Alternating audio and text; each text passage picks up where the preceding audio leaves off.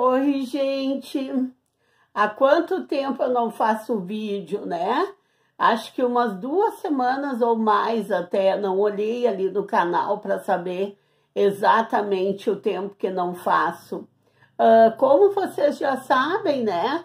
Meus ex-alunos que me conhecem pessoalmente, tô vendo os fiapinhos de cabelo que já nasceram.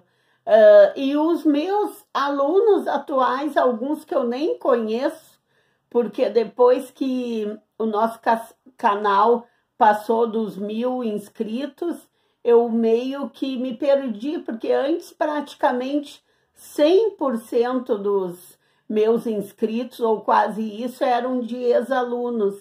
E com o tempo, inscritos de outros estados, que não o Rio Grande do Sul, foram aparecendo e hoje alguns são como se já tivessem sido meus alunos nas aulas presenciais, de tanto que comentam ali nos vídeos ou me enviam e-mail ou já foram sorteados com livros aqui no canal, e é uma troca muito boa, muito importante para mim.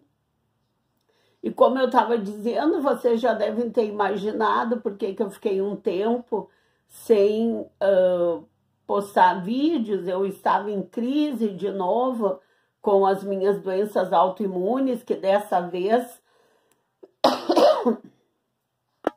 estão demorando um pouco para ir embora, né?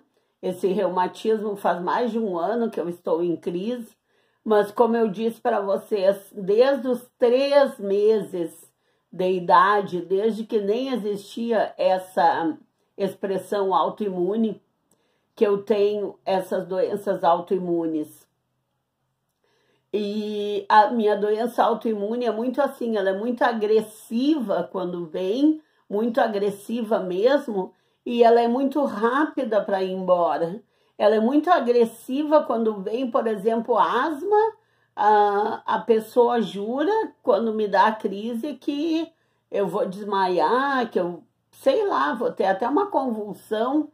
Quando criança, pior, porque ficava com os lábios roxos, ficava com olheira, ficava com o peito afundado. As alergias na pele, eu ficava igual um monstrinho. O meu rosto era tapado por chagas que escorriam sangue, sem exagero. Escorria um pus, escorria uma meleca, que parecia uma cola, alguma coisa assim.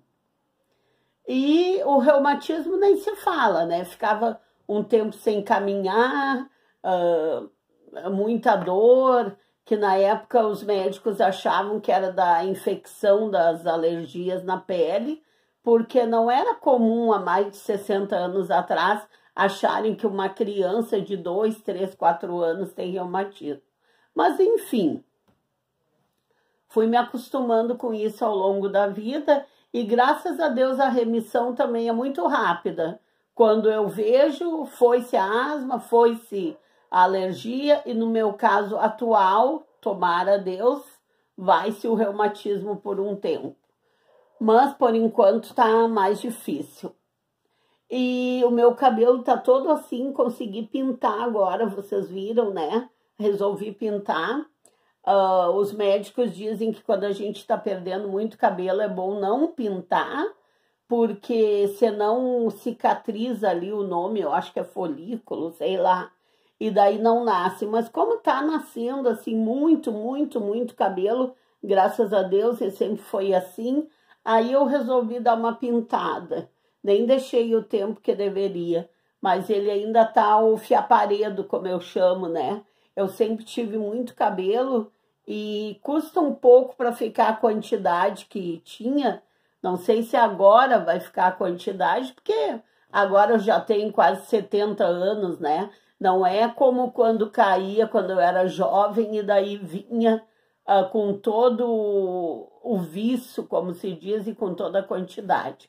Mas enfim, gente, eu não poderia deixar passar, já que o último vídeo foi sobre Monteiro Lobato, eu não poderia deixar passar essa parte do Monteiro Lobato sem chamar atenção sobre uma outra personagem icônica na literatura brasileira e, quem sabe, até na literatura universal, que é o Jeca Tatu. O Monteiro Lobato, como a gente sabe, ele é conhecido nacional e internacionalmente pela sua literatura infanto-juvenil, pelo Sítio do Pica-Pau Amarelo e todas aquelas narrativas e personagens que envolvem o Sítio do Pica-Pau Amarelo. Mas, por outro lado, o Monteiro Lobato também foi muito forte na literatura adulta. Eu sempre digo para vocês, quando a gente chama literatura adulta, hoje em dia, quando se usa esse termo adulto, dá uma conotação sexual, né? Filme adulto, literatura adulta, mas no nosso caso aqui é só para fazer a diferença daquela literatura infanto-juvenil do Sítio do Pica-Pau Amarelo, suas narrativas e suas personagens. A literatura adulta do Monteiro Lobato é toda quase feita em contos, e contos de assuntos bem adultos mesmo. Contos sobre preconceito, contos sobre crimes, sobre assassinatos, sobre explorações, né, de pessoas. Então, nesse contexto dos contos, o Jeca Tatu, essa personagem icônica, está inserida. Por quê? Porque através do Jeca Tatu, o Monteiro Lobato denunciou todas as mazelas do interior de São Paulo, ali no Vale do Parnaíba, e simbolizando todo o Brasil. Então ele mostrou aquele brasileiro preguiçoso, aquele brasileiro que não sentava, como dizia nos textos, né? Ele acocorava, tanto ele quanto a esposa, quanto os filhos, aquele brasileiro que não queria trabalhar. Então, o que num primeiro momento parecia uma crítica àquele brasileiro, na verdade era uma crítica à situação do país na época, que quem sabe muita coisa perdura até hoje. Ou seja, por que que o Jeca Tatu, esse personagem icônico, era do jeito que era? Por que que ele era preguiçoso? Por que que ele vivia acocorado nos cantos, acontecesse o que acontecesse? Porque ele tinha fome, porque ele era privado até de serviços como de saneamento básico, porque ele não tinha onde dormir, porque muito provavelmente ele não tinha nenhuma cadeira para sentar. Então ele estava acostumado a ficar acocorado, né, agachado em cima das próprias pernas. Através desse Jeca Tatu, no livro Urupês, que é um livro de contos, e o próprio título do livro Urupês.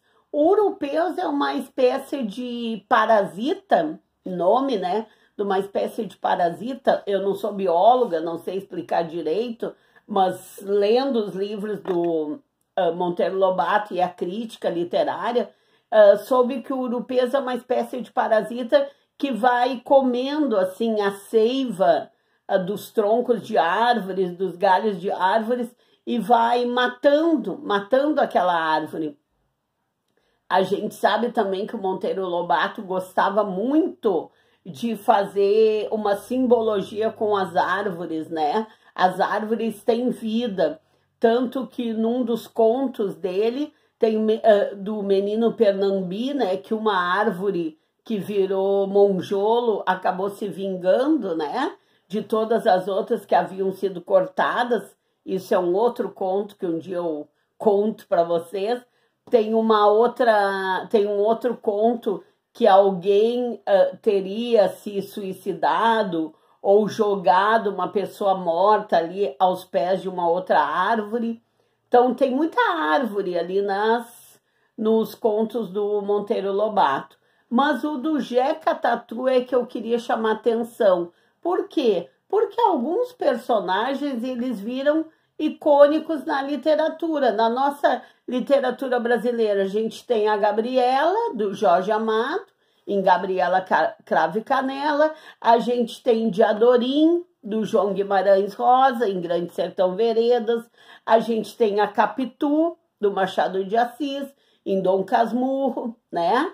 Na literatura estrangeira, a gente tem o... e agora me fugiu o nome do Sansa. Sansa é o sobrenome em Kafka, né? No Metamorfose.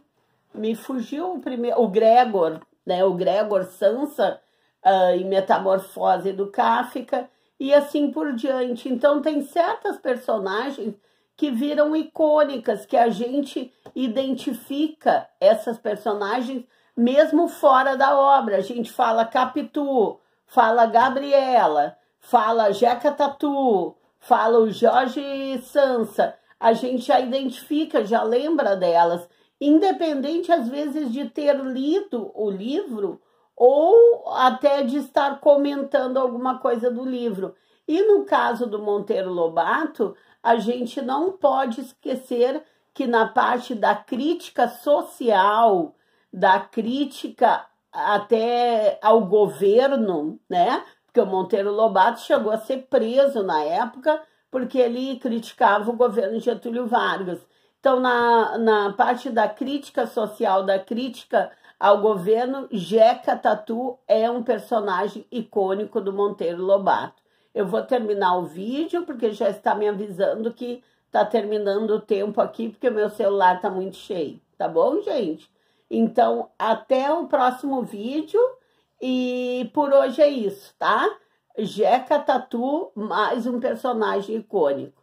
Tchau, gente!